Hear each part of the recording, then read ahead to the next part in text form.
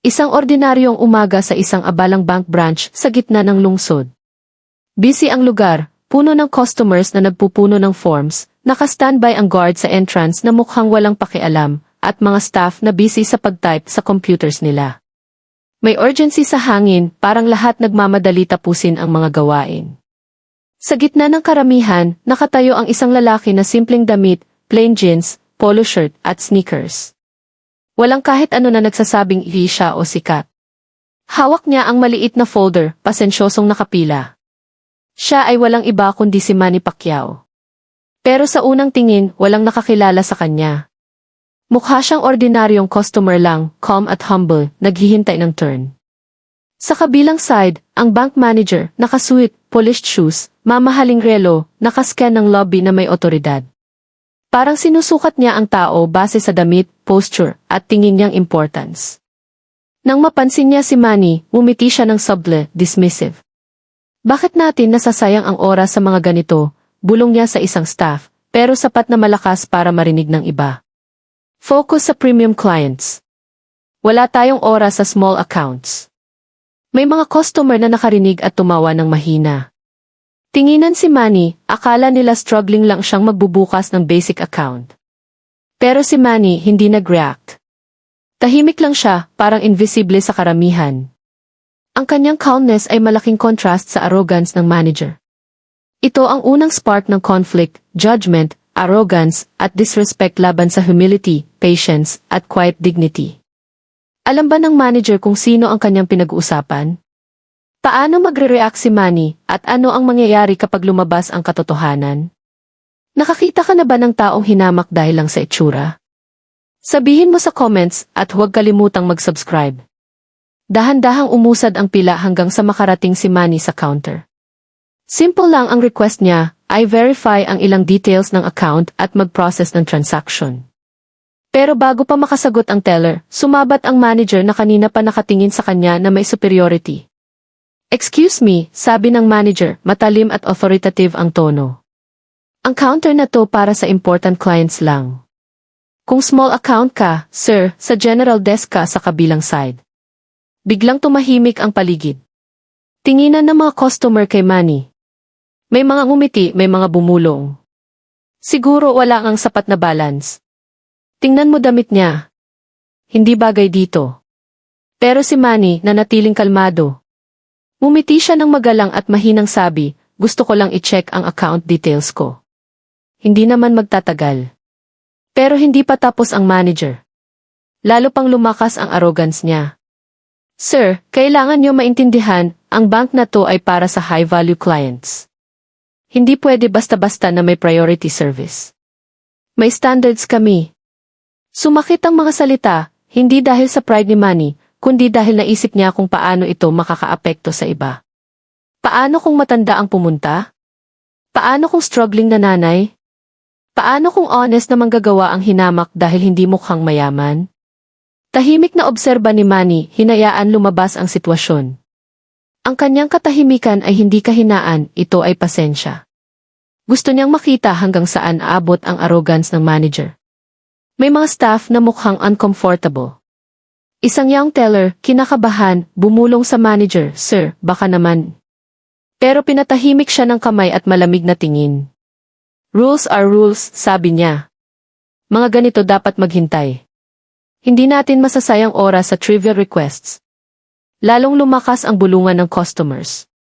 May tumawa, may umiling, pero walang nagtanggol kay Manny. Mas madali maging tahimik, mas madali sundin ang authority ng nakasuit. Humugot ng malalim na hininga si Manny at tumango. Nag-scan ang mata niya sa buong kwarto. Napansin niya kung paano iniiwasan ng iba ang tingin sa kanya, nahihiya sa nangyayari habang iba naman natutuwa sa eksena. Pero hindi siya nagtaas ng boses. Hindi niya inihayag ang identity niya. Nanatili lang siya roon, tiniis ang disrespect na may dignity. Ang quiet endurance na to ay nag-build ng suspense. Tanong ng mga nanonood, bakit hindi siya nagsasalita? Hindi ba alam ng manager kung sino ang kausap niya? Ano ang mangyayari kapag lumabas ang katotohanan? At doon, sa simpleng sandali ng arrogance at patience na nagbanggaan, umabot sa peak ang tension. Malapit nang mag-shift ang lahat, pero walang makapaghula kung gaano kalakas ang impact. Naka-cross arms ang manager at sumandal, tingin kay Manny na parang para sa mga tingin niyang mababa. Sir, talagang iminumungkahi ko na sa ibang counter ka na. Nag-hold up ka ng mga client na bagay dito. Hindi nag-react si Manny. Ngumiti lang siya ng mahinahon at magalang. Naiintindihan ko, pero sigurado ako na saglit lang to. Gusto ko lang i-verify ang account details ko. Ang young teller, nakaramdam ng tension, nagdalawang isip. Tiningnan niya ang e-folder ni Manny tapos kay manager, hindi sigurado. Napansin ni Manny ang kanyang kaba at bahagyang lumapit, binaba ang boses para siya lang makarinig. Huwag kang mag-alala, take your time. Alam ko ginagawa mo lang trabaho mo. Nagulat ang teller sa kindness. Sanay siya sa mga mayamang client na mataray, nagmamadali o demanding. Pero ito ang lalaking simple, humble, patient, nagpapakita ng respeto kahit siya ang hinahamak. Pero ang manager tumawa ng mapang-uyam. Enough. Ibigay mo nga documents niya. Tingnan natin kung ano ang sinasayang natin oras. Kinuha niya ang folder sa kamay ng teller at binuksan ng walang ingat. Kahit hindi maayos tiningnan, itinapon pabalik sa counter. Figures, small accounts, small people. Parang kutsilyo ang mga salita sa kwarto. May tumawa, may bumulong. Pero si Manny hindi nagalit. Sa halip, bahagyang iniling ang ulo, parang pinag-aaralan ang ugat ng ugali ng manager. Tapos mahinang tanong niya, sabihin mo nga sa akin, sir. Paano mo napapasyahan kung sino ang important na client? Base ba sa balance sa account o sa damit na suot nila pagpasok? Nagulat ang manager. Sandaling nawala ang arrogance, pero mabilis na bumalik. Siyempre, balance. Ito ay bank. Mas malakas ang pera kaysa kahit ano. Tumango si Manny ng dahan-dahan parang iniintindi. Lumipat siya ng tingin sa teller. Ikaw, sumasang-ayon ka ba? Na pera lang ang nagdedesisyon kung sino ang may halaga? Nagulat ang teller, tumingin nerbiyos kay manager. Ako sinusubukan ko lang tratuhin lahat ng pantay, sir. Ngumiti ng malapad si Manny. Good. Tapos bumalik siya sa manager na natiling kalmado at respectful. Alam mo, galing ako sa lugar kung saan madalas walang-wala ang tao. Lumaki ako sa kahirapan. Kung may nagtrato sa akin noon ng ganito, baka hindi ko na matapang pasukin ang bank. Pero ito ako ngayon sa harap mo, at nagtataka ako, ano ang gagawin mo kung ikaw ang nasa posisyon ko? Biglang tahimik ang kwarto. Walang bulungan. Malapad ang mata ng teller, parang may naramdaman na maihigit pa sa lalaking to. Pero ang manager tumawa ng dismissive. Kung ako sa sapatos mo, siguro magtatrabaho ako ng mas mahirap para seryosohin ako, magbihis ng maayos, magdala ng sarili ng maayos. Ang respeto, pinagkakakitaan yan, hindi binibigay. Pero nanatili ang mga salita ni Manny sa hangin, hindi lang para sa manager, para sa lahat. Ano ang gagawin mo kung ikaw ang nasa lugar niya? Lalong lumalim ang suspense. Nanatiling patient si Manny, halos serene, habang patuloy ang banggaan ng arrogance at humility. Nagsimula nang magbago ang energy sa kwarto. Ang young teller, pagkatapos ng saglit na pag-aalinlangan, nagsalita. Mahina pero malinaw. Sir, tinanong mo kanina kung pera lang ang nagdedesisyon sa worth ng tao. Pwede ba akong magsalita? Nag-roll eyes ang manager pero nagbigay ng encouraging nod si Manny. Sige, sabihin mo. Humugot ng malalim na hininga ang teller. Nagsimula ako rito 2 years ago. Fresh grad, walang koneksyon, walang pangalan. Sa unang araw ko, sobrang nerbiyos ako. Simpleng damit suot ko kasi wala akong pangmahal na damit. At noong araw na iyon, may client na tumawa sa akin. Sabi niya, hindi ako mukhang professional para pagkatiwalaan ng account niya. Nanginginig ang boses niya habang nagpapatuloy. Nanatili sa akin yun ng mga buwan. Tuwing pumasok ako sa trabaho, pakiramdam ko hindi ako sapat. Akala ko baka hindi ako bagay sa lugar na to, pero kailangan ko ang trabaho. May sakit ang tatay ko. Nag-aaral pa mga kapatid ko. Hindi ako pwedeng sumuko. Tahimik ang lahat. Ang arrogance ng manager biglang lumabas na pangit kapag inihambing sa struggle ng teller. Lumapit si Manny, nakikinig ng mabuti. Lalong lumambot ang ekspresyon niya. Siguradong mahirap yon para sa iyo, sabi niya mahinahon. Tumango siya. Opo, sir. Pero sinasabi ko sa sarili ko, balang araw, ipapakita ko sa kanila na mali sila. Balang araw, makikita nila na kaya ko, kahit hindi ako mukhang yung mga hinintay nilang respeto. Umiti ng mainit si Manny. Napapatunayan mo na. Nagsalita ka ngayon ng totoo, kahit mahirap. Yan ang tunay na tapang. Nangingilid ang luha sa mata ng teller, pero mabilis niyang pinigilan, tumingin nerbiyos kay manager. Siya naman, mukhang uncomfortable, nag-shift sa upuan pero walang sinabi. Sa katahimikan na iyon, parang may flashback si Manny. Hindi niya sinabi direkta, pero naroon ang bigat ng kwento niya. Sino man nakakaalam sa kanya, naaalala agad, bata pa siyang nagbebenta ng tinapay sa kalye ng General Santos City, hubad paa kasi walang pang sapatos ang pamilya.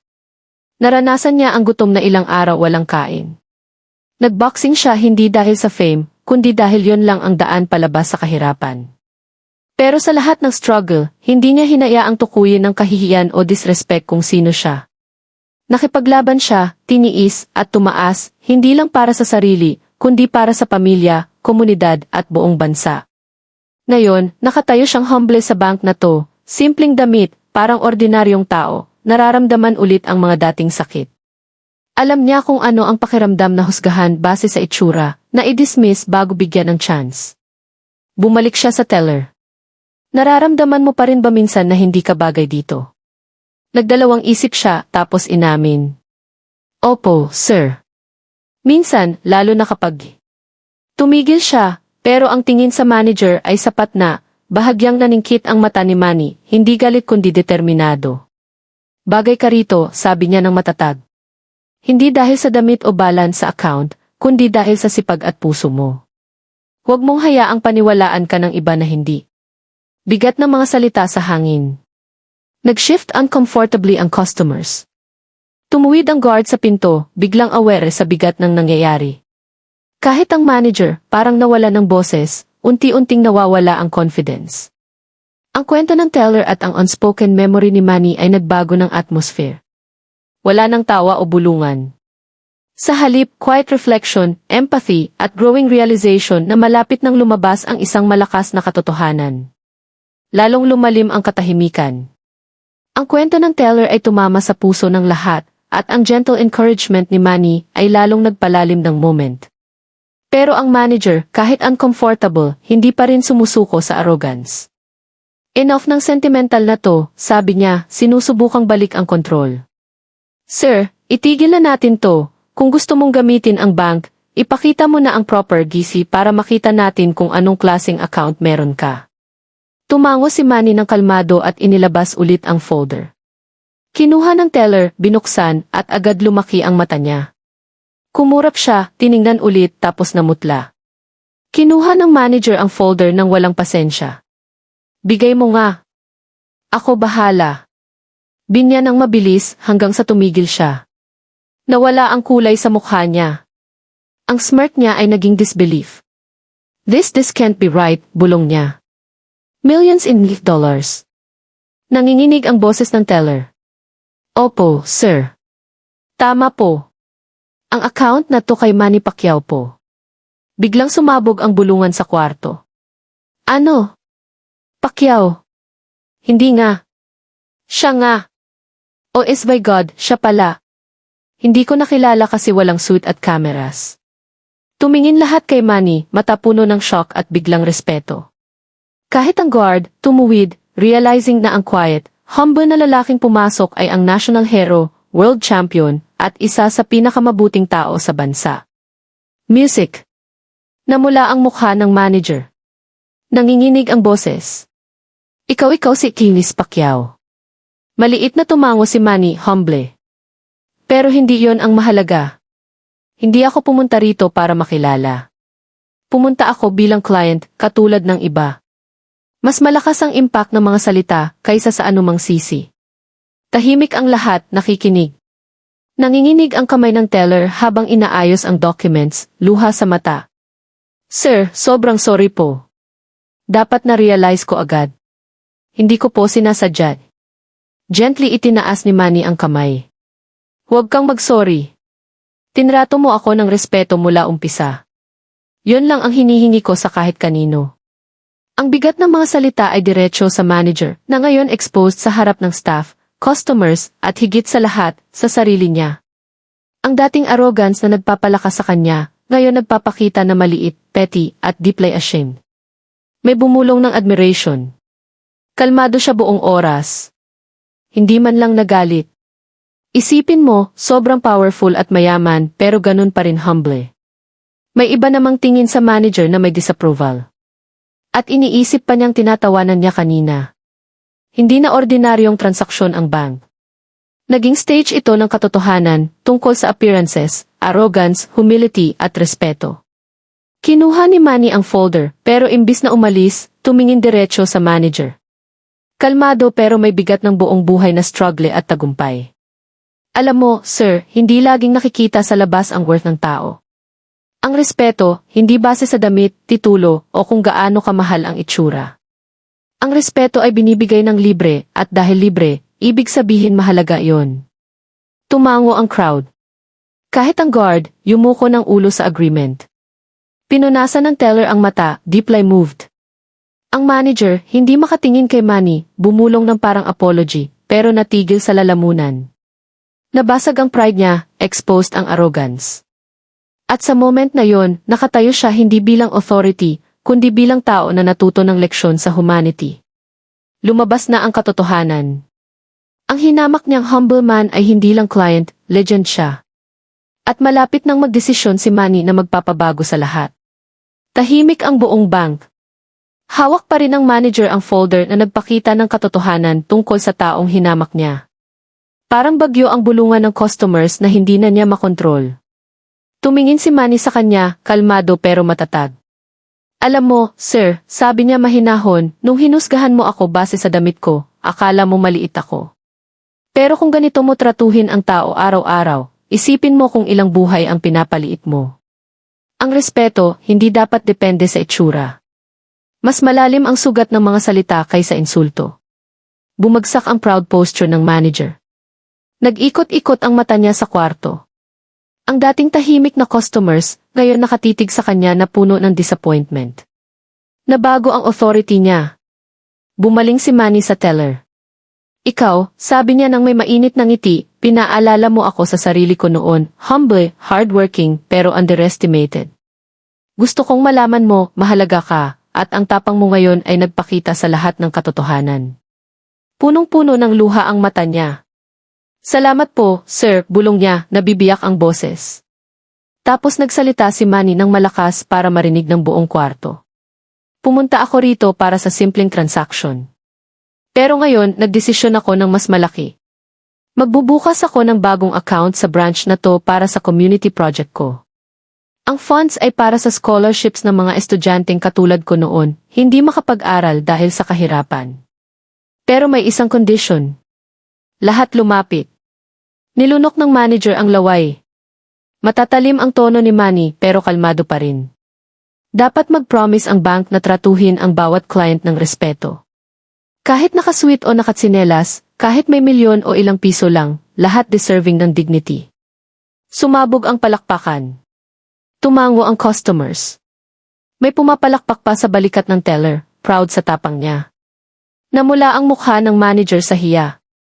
Elvis Pacquiao, sobra po akong humihingi ng paumanhin. Hindi ko po alam Pinigilan siya ni Manny ng mahinahon pero matatag. Hindi mo kailangang mag-sorry sa kin, mag-sorry ka sa kanila. Tinuro niya ang staff, customers, mga saksi sa humiliation. Yumuko ang manager, hindi makatingin. Sorry po, bulong niya. Gagawin ko po ang mas mabuti. Moment of reckoning yon. Ang dating makapangyarihang manager, ngayon humbled sa harap ng mga dating hinamak niya. Kumpleto na ang transformation, hindi lang sa manager, kundi sa buong kwarto.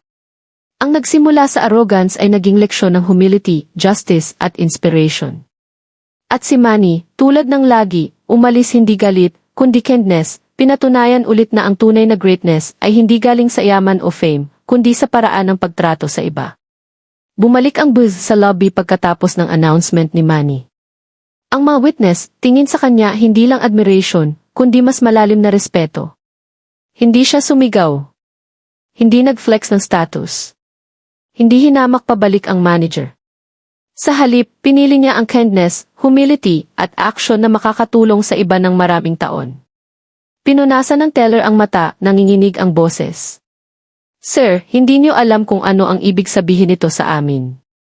Makita ang katulad niyo na tumatayo para sa ordinaryong tao. Nagbibigay ito ng pag-asa. Umiti ng mainit si Manny. Para sa lahat ang pag-asa. Minsan kailangan lang ng paalala na mahalaga ang bawat tao. Lumapit ang manager, visibly shaken. Mababa at strained pero honest ang boses. Pacquiao, mali po ako. Hinusgahan kita nang hindi ko alam kung sino ka.